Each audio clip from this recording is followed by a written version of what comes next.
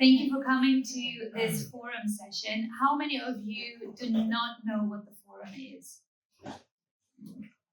Okay, 3 people? Okay, so we basically have 1 hour for this session, and it will be moderated, and we have our respondent here, Professor Grant Black from Chuo University, Japan.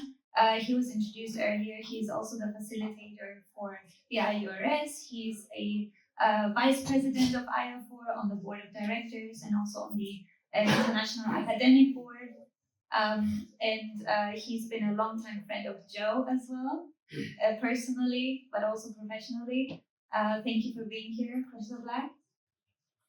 And we will have 1 hour to discuss, for you to discuss, about cooperating in difficult times, global citizenship, and interdisciplinarity.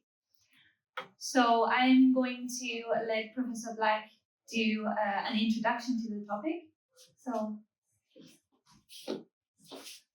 good morning, everybody. This is a great crowd. Thank you for being here. I was a bit suspecting an early morning and a lovely day like this, so we might have a small group, but this is wonderful. When Melina first asked me to join this forum, I've known about the forum, I've seen some of the forums. I thought, oh, something must have happened in Paris that they didn't have anyone available to do the forum, and so they needed me at the last minute, which I was happy to do. But once Melina and I started talking about it, and realizing ourselves, our own international, intercultural, and especially interdisciplinary training, it all started to make a lot of sense. Do you want me to go? Are you going to tell us about? Oh, okay. So can you click onto our slide? Come on in. We've already started.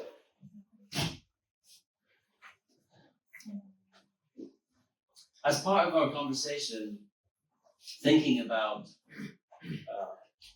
interdisciplinary, I remembered this quotation from John Hughes from his book, The Philosophy of Social Research from 1980. I was reading it as part of my doctoral training in a book by Alan Bryman, 2008, Social Research Methods. And it really struck me at what he was saying, the point that was being made, that according to Hughes, that every research tool or procedure is inextricably embedded in commitments to particular versions of the world and to knowing that world. So when I wrote about that, and my analysis and thought on that was, wait a minute, in other words, he's saying this, take it to its full conclusion, embedded in the methodology, the discipline that you're approaching, this view of the world, is unto itself unmeasurable in other systems and cannot integrate or coexist with another position. Now, what made me think of this was that Melina had said the idea for doing a forum talking about interdisciplinary came from one of an IAFOR friend, an expert panelist and a keynote speaker, Brendan Howe from Ewha Women's University in Seoul, Korea. He's the Dean of International Studies there and an expert on international human security. And in a conversation with him, he had mentioned that peace studies, war studies, and conflict studies are all separate disciplines that do not communicate with each other for the most part. And of course, for somebody from the outside looking at that almost seems counterintuitive, right? That the war studies people don't talk to the peace studies people because they're in different disciplines. Now, I related to that because my own experience doing Japanese Buddhist studies at UCLA, I had a neighbor who was in the history department who was also doing a similar period in Japanese history to me. And I thought, well, that'll be interesting. I'll go and take a class in the history. I was strongly advised against it by my professors in Buddhist studies. I went and I took the history class, and it was the same period in history, totally different approach, different language of analysis, different priorities. I did not pass the class. So this has made me think, and I think it's very exciting for us. We take for granted, because interdisciplinary is so much a part of IAFOR's identity. I'm very excited about taking this opportunity to pause and reflect on it. So I'd like to propose 3 different types of interdisciplinary styles. The first one is around this thing from Brendan of the peace studies, war studies, conflict studies. So the first one is that there are different disciplines around the same general field. So I think if you allow me, and we can accept that that sounds like the same general field, but that there are different disciplines in it. That's a form of interdisciplinarity. A second kind, and this is what Melina and I relate to, is where you are trained in different disciplines, but they are integrated. Now, I think it's not by accident that we have the international, intercultural, interdisciplinary. I think sometimes the integration of those 3 things is something that happens by being bicultural or multicultural, bilingual, multilingual, bidisciplinary or multidisciplinary, interdisciplinary. So here, you are able to take these different things and they become a unified field of practice. So for me, similar in Melina's case, I'm British, I grew up in France, I lived in California for a long time, and I've been in Japan for almost 20 years. I can't separate those things. That's all, that mix of different cultures is part of who I am, but I'm not any one thing.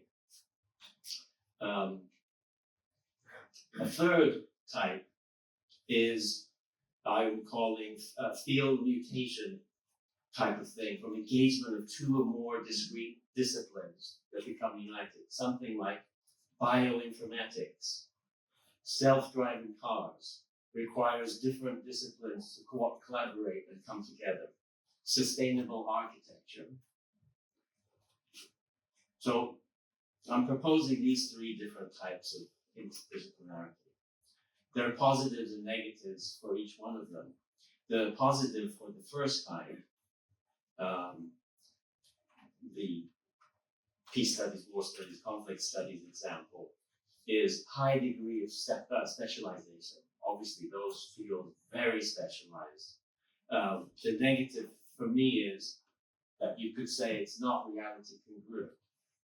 How could those things, that's from Robert Elias, how could those things be treated distinctly when it's talking about just one field, one area? The second one, different disciplines integrated. Positive is an integration of like a talent stack, a group of sets of different knowledge, so a synthesis. The negative is it can be seen as that you're fragmented, not a specialist in one field. The third thing, the positive, is the synergy of accomplishments. The negative might be, imagine having the level of collaboration required, that there could be collaboration overload, right, of distinct disciplines having to negotiate together. So that's my setup of different types of ways of being interdisciplinary. And now we're going to engage with you to see what you think about these ideas. Yeah, as Grant said, I have very similar experiences also regarding my nationality and my culture. I grew up bilingual. I'm half German, half Cypriot. So that always was already contestation in my mind and my identity. And then I'm trained since my bachelor's degree, throughout my master's, throughout my PhD in interdisciplinary fields. I did European studies. What even is that? And then I did international development. Again, what is that? It's I feel like I always felt there was no home for me because Right. I don't have deep knowledge in one discipline. Right, that's the second type. Right. The same for me, bachelor's in religious studies, master's in Japanese Buddhist studies, doctorate in management from the School of Business. So yeah. But I think that's a common occurrence, and I think interdisciplinarity is slowly becoming more fashionable, if you will. So I think there's going to be more and more graduates who feel that way. That's why we need to, I think, address this issue, if you will. Yeah. And we want to hear how you and your institutions are addressing interdisciplinarity. So before we start though, there's a little bit of an icebreaker. I would like you to stand up and find someone possibly from another discipline, and then ask them, in what discipline do you situate yourself? What do you study in your discipline? And why is it important? So if there's anybody in war studies and conflict studies, don't fight about it. Yes. Okay, so stand up. Feel free to talk to each other. Yeah, get out of your comfort zone. If there's somebody you haven't been talking to this whole time, Find something new. So, here we are. We're ready now. okay. I'm sure some of you might have had difficulties in communicating or difficulties in understanding what the other person is researching about. But did any one of you have the sense that you could find a common ground with the other person? Does anybody want to share? Go on. Oh, not so talkative now. I can go second. So we go first. I can see a few hands coming up. Yeah, Okay, no. so before I give you the microphones, can you stand up and when I give you the microphone, can you stand up and tell us where you're from and what you're doing?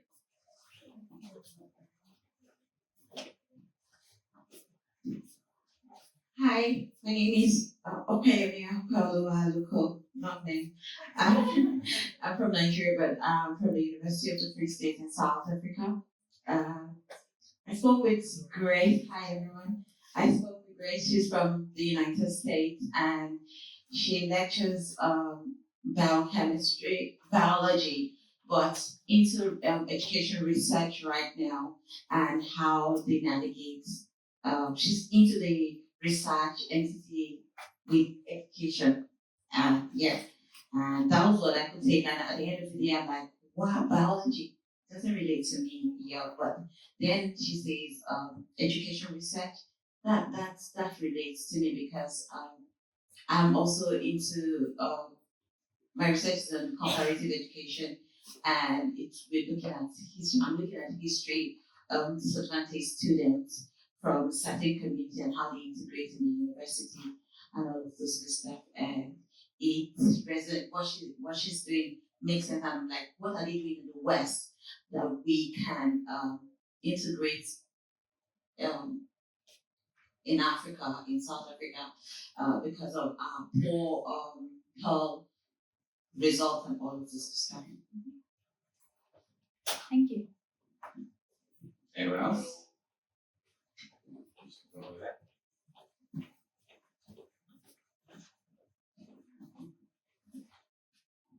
Good morning, everybody. My name is Maciej Olgowski. I'm from Poland by way of the UK, and I had a great conversation with my new best friend, Jennifer, who is currently based in Turkey right now. She is actually a musician, a vocal coach, voice coach by trade, and her research is actually revolving around teaching students a wide range of different voices for music, everything ranging from pop to the operatic. So trying to create a full range of musical understanding.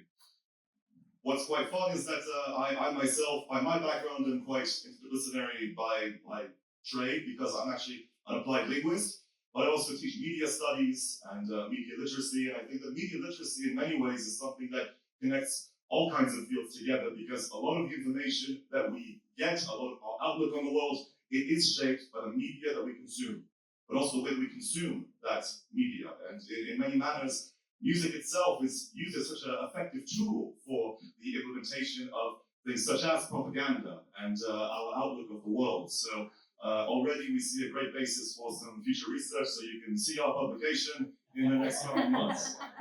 So thank you very much. Thank you. Anyone else?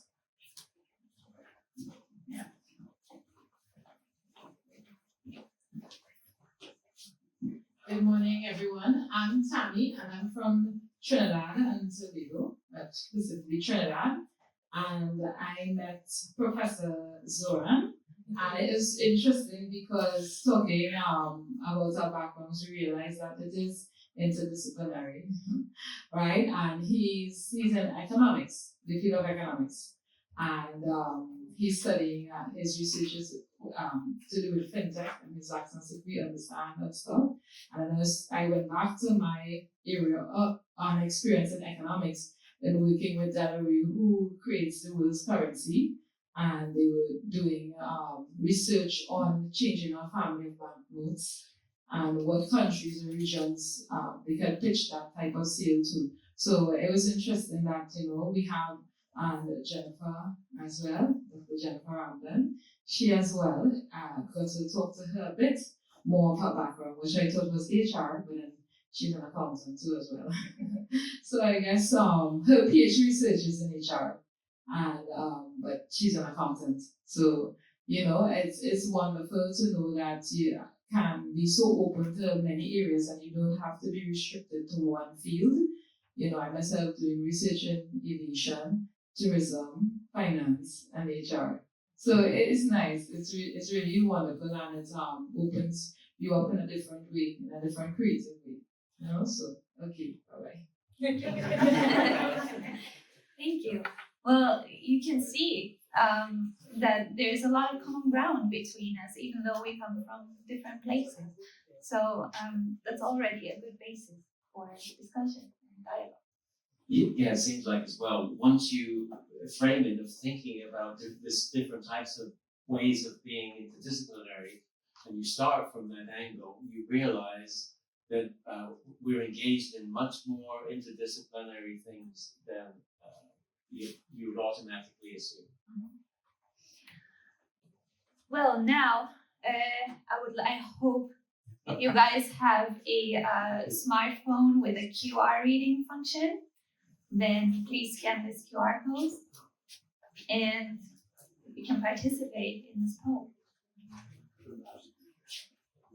So we are asking, do you engage in interdisciplinary research? Yes? No, and I'm not interested? No, but maybe in the future. And I don't know what interdisciplinary research is. 12 respondents, 15, 21.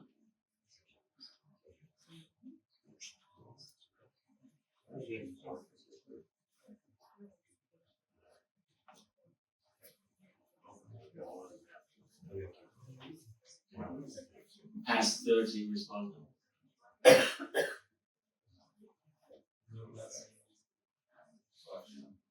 Is this working for everybody? Yeah. Okay. So I think it's pretty clear. Yeah. I mean, it's not surprising to be at an IAFOR conference that is interdisciplinary. A lot of you are doing interdisciplinary research, and a lot of you are interested.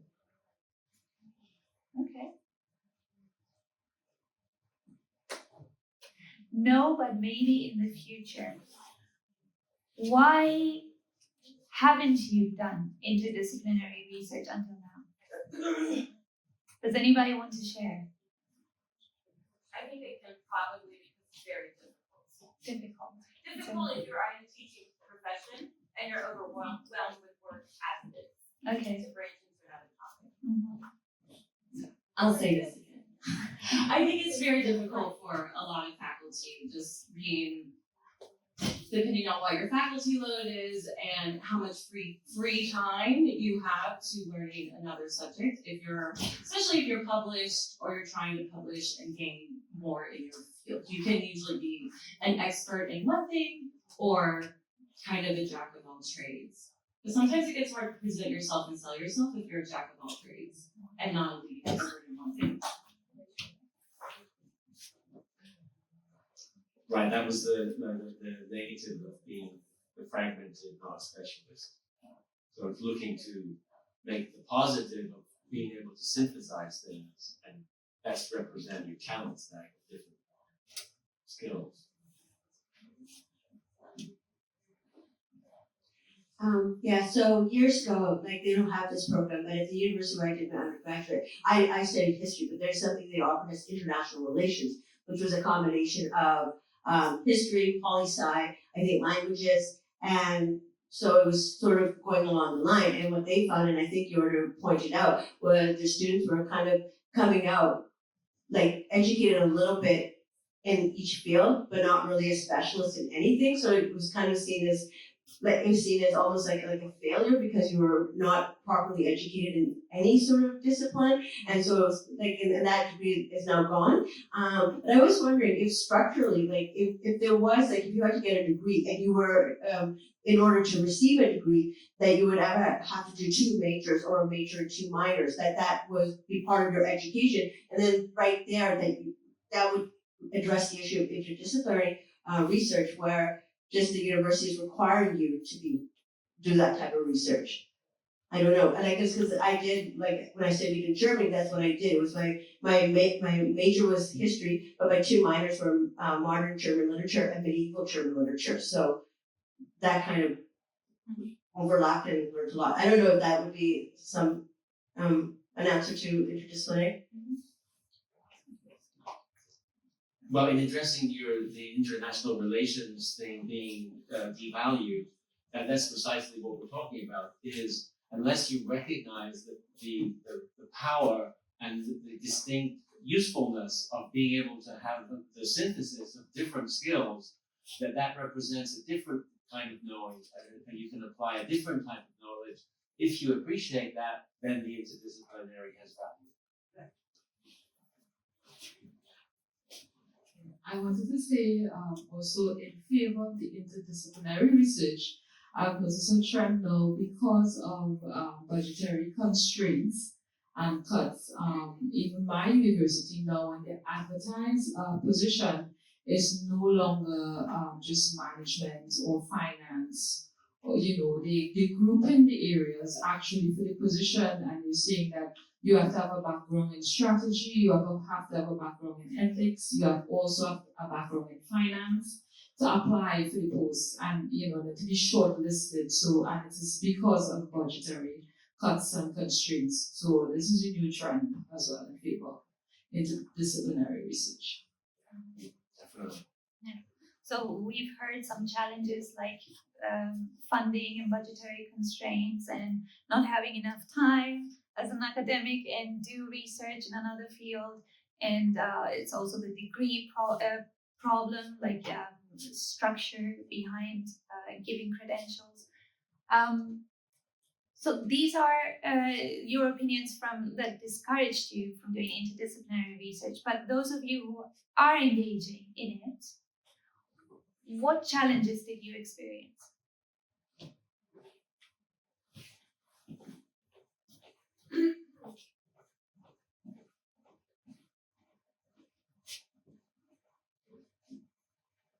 I think that one challenge that I have, I'm a musician too, is like I have research that integrates different fields, education, communication, music, and I work with people with disabilities. So a challenge for me is how to present all this information. Who am I talking to?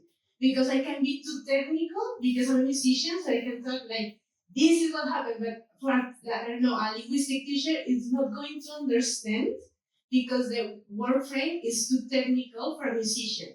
But maybe if I integrate more of the communication process, the musicians are like, why are you doing this? This is not relevant to us. So a challenge for me is like to mediate all these areas and try to be compelling to how to present this work for everybody, or if I'm too technical and I like separate each part, and that's, I don't know, I'm still like searching the best way to present it. Can I ask you guys to stand up as well and tell us where you're from? Aurora from Colombia. You're from Colombia, okay. Okay, my name's Hezgon. Originally from Kenya, but I'm from the Tokyo University of Science, and I'm an assistant professor. I've been living in Japan for 12 years now. One challenge is bringing people of different disciplines in one room like this, and I want to commend IAFOR for doing this. And many conferences you see, they are like general meeting for medicine, medical sciences, general meeting for electrical engineers, so they don't want to bring on board other people from other disciplines. But this is a great initiative, bring people from different disciplines to come and discuss and look on how they can collaborate or work together towards a particular cause. Thank you. Thank you for that comment.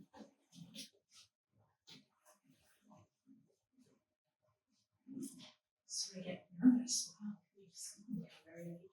My name is Michelle. I'm from Vancouver, Canada.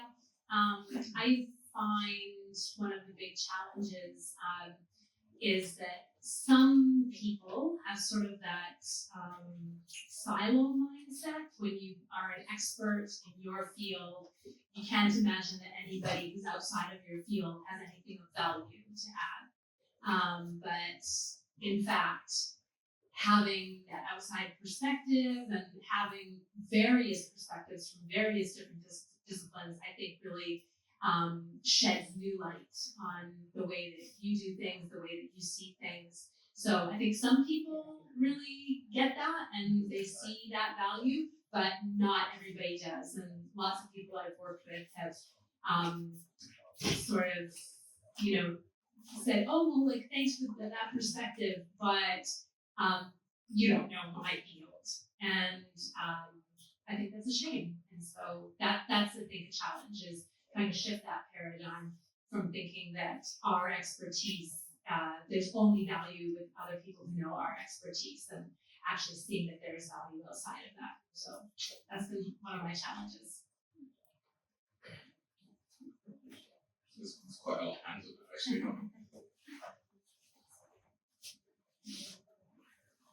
Good morning, everyone. I'm Georgie Alex from the United Arab Emirates University from the UAE. I'm in mathematics education. Very recently, we came up with the STEM education, and some people even make it bigger to say STEAM education. And recently, we hear about STREAM education, putting art and reading also into the science, technology, and mathematics and engineering. One of the things that we face as a challenge is the common ground for all of us to come together to have a common curriculum, so that we could teach STEM first and then do research on it. So the country puts a lot of effort and money into making the curriculum, but we are still at the beginning stage, and we still find it very difficult to say what, okay, of course, in a primary level education, we can come up with the multidisciplinary thing, but at the high school level and the college level, we are finding it very difficult to come up with a common curriculum. That is our main challenge at the moment. Thank you. Good morning. I'm Professor Vinu Thomas from Kerala. I'm actually working in the computer science department as a professor. And during COVID, I specialized in Moodle, and we were traveling all across the country for installing and training Moodle. And we also started joint research in online education and other disciplines, like how Moodle is effective in engineering, sciences. And recently also we got a project from Mozilla, and that was a joint research with the social work department, where how digital inclusion can be made for the people with the disability, and we train the students for making software systems for making the softwares more accessible for the people with the disabilities. And the problem or challenge we face in India with this kind of multidisciplinary research is when we do a research in with Moodle and applicability of Moodle in other science, the people when we are doing this research and publication also, one of the reasons is for getting promotions, but it will not be neither considered as a research in education nor in computer science. So education people will say it is very shallow in their discipline, and computer science will say this is not a very theoretical computer algorithms are there. So this way we face challenges in multidisciplinary projects research in India. Thank you. Well, sorry, we don't have, we have still a lot of questions. So, I think one of the starting points is whether you have the ability to do interdisciplinary research. So, does your institution support interdisciplinary research? Yes. Interdisciplinary research is encouraged and supported through formal policies, funding, and study programs.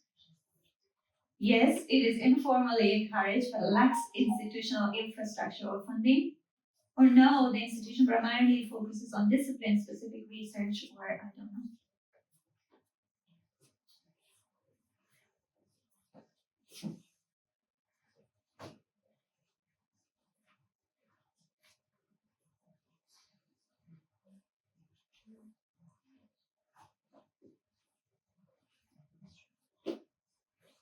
Almost a third to respondents. There we go.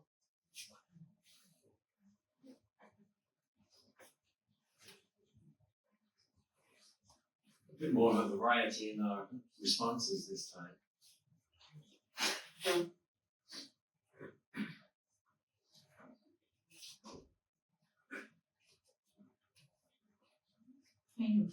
The majority is in the ideal situation. Yet still was majority supported. What do you think of that? Were you expecting that answer there? I wasn't. You are okay.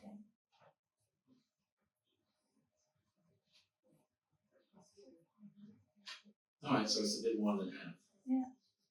Okay. Well, I think what the interesting question to ask is, why do you think some institutions do not support interdisciplinary research? Obviously, one answer is the lack of funding, I suppose. Why is that?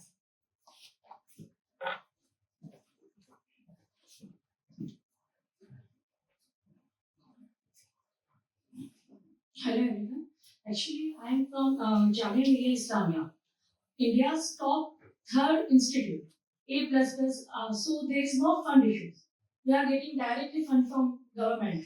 I think the lack of awareness in teachers, in faculties, this is the main issues which we are facing. I do face a serious problem in my career. Like I cleared the entrance. I was topper. Then also I had to give the exam thrice, and at the third year I get the entry. So I don't know why we have funds, but proper awareness they are lacking. In fact, they talk about such IAFOR or such things. I am only the one who is representing Jamia.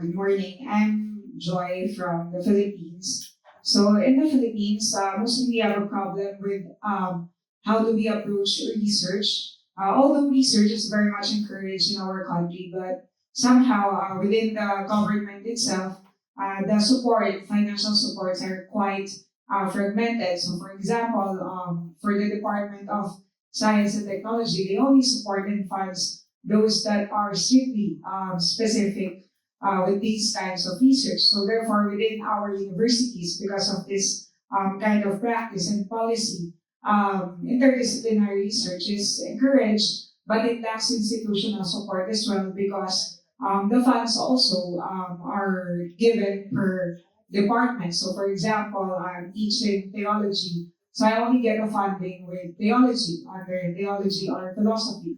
And for those, if I want to, I think I had an invitation, so I will be working it back home to do a research about ethics in accountancy. So I'll be partnering with an accounting professor, but we have to find a very common ground, or at least for us to do this kind of interdisciplinary research, since even the offices are quite far from each other, you really have to have good friends from other departments for you to do it. So I think it's more of the system, at least in our company. Thank you.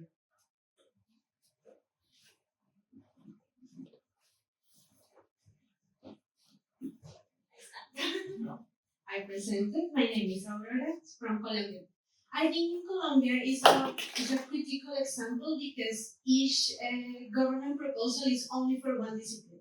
You have music funding, arts funding, mathematics, so everything is separate. If you want to integrate a research, you're probably going to be disqualified because they say like, I don't know what is going to happen with that money.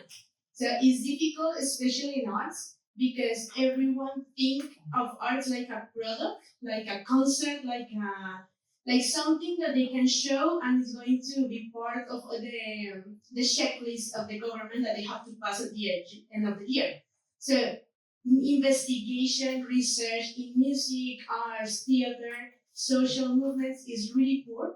And if you want to link with universities or with other departments, they say like, yeah, but it's not convenient for us to have a music research because we need the money that is going to go to computer science. So it's really a way to see the research that is all boxes. You're in this box, you cannot jump. So all the interdisciplinary research is like underground, for saying like we do it, but it's like a hush thing that we do it for because we are academics, but it's not. And the universities, well, they follow the expectations that the government has. So in Colombia, it's really, really difficult to do it. And actually, there are like two different ministries, the culture and science, and the categories doesn't mix up, never. And the sports is other department, like everything is separate. So we cannot dialogue from like an institution to other one to get funding. It's impossible. So it's a challenging for the whole country. To just try to bring some of the things together then there, it sounds like, and we had quite a few people come in since we started, so that, just to repeat briefly thinking about three different ways, it sounds like the distinct disciplines, and remember we thought of that positive with the high specialization, but sometimes with that, the negative is that it's not reality congruent, that you're not able to overlap with other things. The second thing we said was disciplines integrated. So it sounds like that type of interdisciplinary approach is not always valued and recognized. The negative point for that was thinking of it as fragmented and not specialized in one field. So it sounds like we do have some work to do in being able to help people articulate what is the value of the synthesis, that it becomes something else that has a power in its own way, that is not just the negative, fragmented mishmash of things. No, the synthesis has its own virtue and way of finding information, expressing things, gaining knowledge, that it sounds like some places are increasingly valuing it. And we heard also earlier that this may be the future, that this is the direction that things are going. So if you're thinking about these things, you're doing these things, maybe we're ahead of the curve and we can help push these ideas forward in this way. I was thinking about, I always try to find solutions to things. So I was trying to think about what needs to change. structurally or systematically. And I think we need to place more importance on the output, a very clear output of the research. And then you can justify why you need someone from theater, why you need someone from media, why you need someone from computer science even. And I think a lot of the maybe fear that funders have or institutions is that you bring so many people together and then there's disorientation. You just do something and it has no end. It just flows around. And I think focusing on the output, then you can justify it. Well, and I think as part of doing that, you're going to have to explain why a different type of knowing is available through the synthesis that otherwise wouldn't be accessible. That's the key point for me. Well, I think that's the most difficult question. Are the methods of one discipline unmeasurable in others, or can there be an integration and coexistence? In different ways, it's impossible, or it's possible with only partial methodological alignment. It's totally possible. I don't know. This is referring back to our opening quotation from John Hughes, which goes as follows: every research tool or procedure is inextricably embedded in commitments to particular versions of the world and to knowing that world, and therefore cannot be integrated, according to Hughes.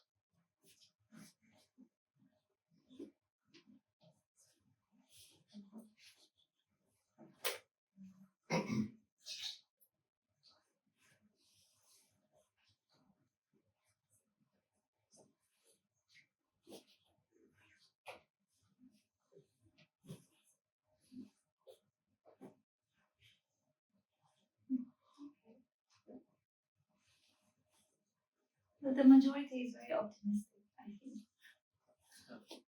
I mean, it makes sense, right? Partial, where the disciplines are all different, but at some point there is a common ground, and that's enough. You don't need to fully integrate a whole methodology into another discipline, as long as there's some understanding. Yeah. These people down here are very Yes. aligned with my reality congruent Norbert Elias stuff. I want to hear from these people who think it's completely impossible. Why? Who chose that? You don't want to identify yourself. Okay, maybe you want to. But I want to sit up.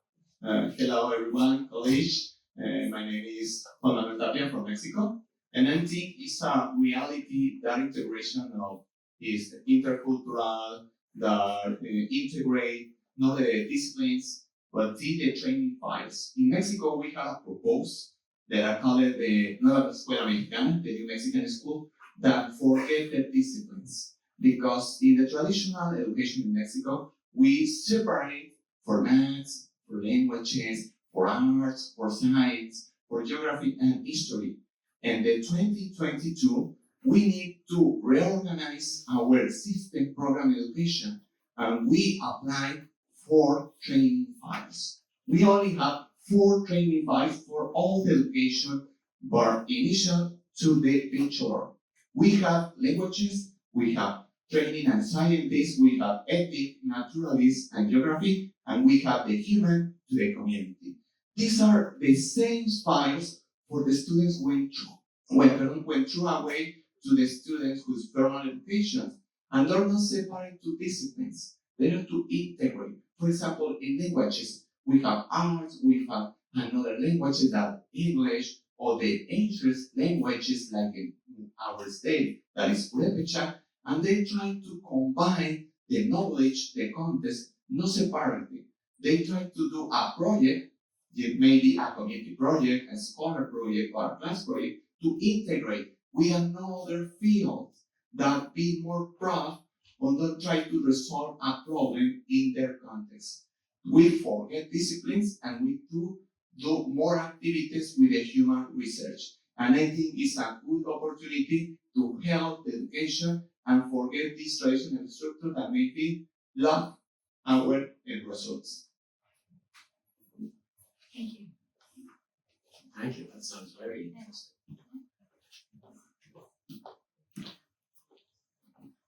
Still nobody wants to address the Okay, I would like to add one thing here. This is Dr. Shikmali from Pakistan. I have been teaching English linguistics for more than 25 years. Right? And more or less, like you can say, 24, 25 the PhD scholars and like more than 50 my MPhil scholars, right? I've been supervising them. The main thing is what I have noticed that is a methodological pluralism. Now, what is a methodological pluralism is a kind of a thing that different kinds of questions, they need different kinds of knowing. So these kind of questions, they can be, and the knowing, these kind of replies only be answered by the different kind of interdisciplinary approaches.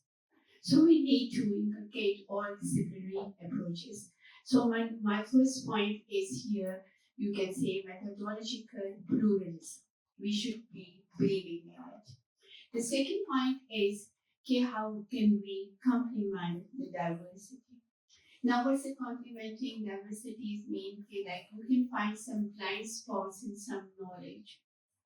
Rather to compete that knowledge, you need to fill in that blind spots. And here only the interdisciplinary approach can be helpful for that. So these are my two important points that I'd like to add here. Thank you very much. Great points, thank you.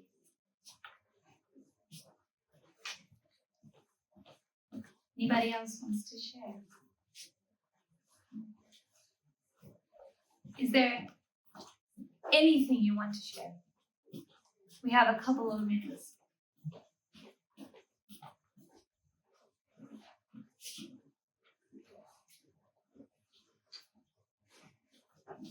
Hello, my name is Tanya Elder. I am from the American University of Paris, but I studied, and I'm Swedish, so I studied in Sweden. I'm like you, I like to look for solutions and so I'm going to sort of tap into that. So one of the things that I was actually trained in my PhD in technology and social change. It was an interdisciplinary PhD program. And I know my classroom where people were engineers and were political scientists and from literature and all the disciplines actually represented as we work on the issue of technology and social change. So that's one way of thinking through or how it can be supported, right? So even at the PhD, and we can even think of it at the undergrad level, why are we not offering, bachelors of arts that are much more interdisciplinary? You were talking about some of them that you found were, but they're still pretty traditional, right? International relations, development studies, or whatever. So that was one solution that I thought I could just add, and I really loved being in an interdisciplinary classroom with all of these disciplines, and we would have these thorny questions that we'd have to try and resolve. And the second thing I was thinking, well, two more things. Well, one was, what about topics like climate change? And so I think that's an area we're seeing a lot more interdisciplinary thinking because it is so complex. It cannot be addressed with one discipline. And so that's where I'm coming from. So a lot of problem-based thinking and a lot of problem-based sort of initiatives that are in learning, I think are going to require a lot more interdisciplinary thinking. That points to your request for their focus on output, right? It's getting solutions. Matthew?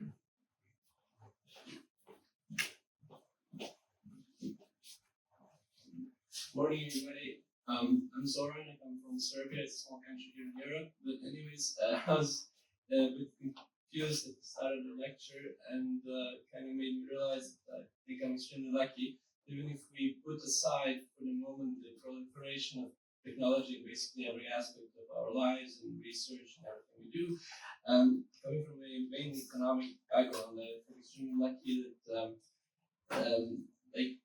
I've kind of felt like I've been exposed to like interdisciplinary research and studies my entire academic background, because economics kind of, you obviously have the usual suspects like math and statistics, but you also have a lot of history. You rely on like past events like the crisis of the past, or how to avoid them. Also, you put in a bit of psychology to understand consumer behavior and all of that.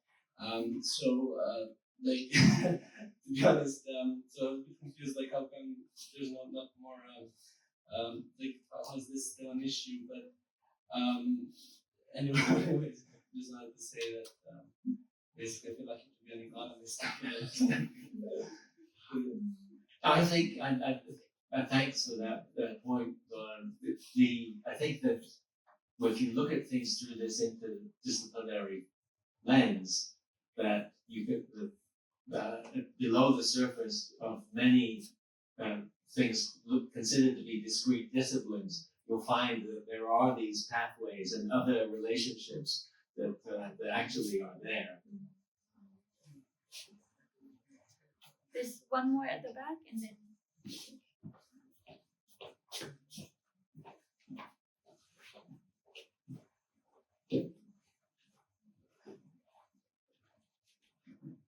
Hi, I'm Anna. I live in Washington, D.C.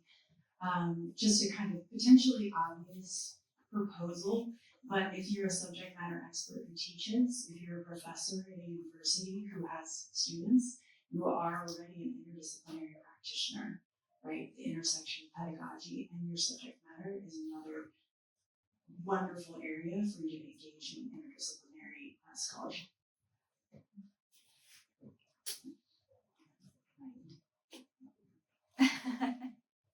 Okay, one more. Yes.